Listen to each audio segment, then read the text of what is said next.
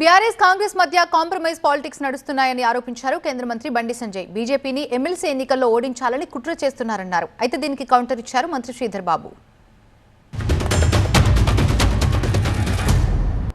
ఈ formula race car రేస్ది supreme court ఇచ్చింది విచారణ చేసుకోవచ్చు, అరెస్ట్ చేసుకోవచ్చు అని.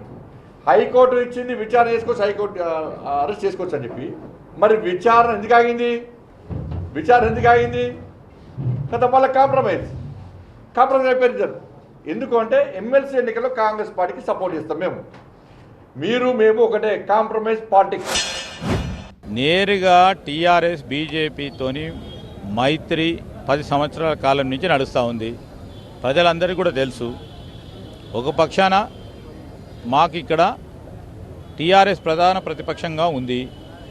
ప్రధాన ప్రతిపక్షంతో మైత్రం ఉంటుందని ఇక్కడ ఈరోజు వారు బీజేపీ కలిసి కాంగ్రెస్ పార్టీని ఓడియాలనే ఒక ప్రయత్నం చేస్తూ ఉన్నారు.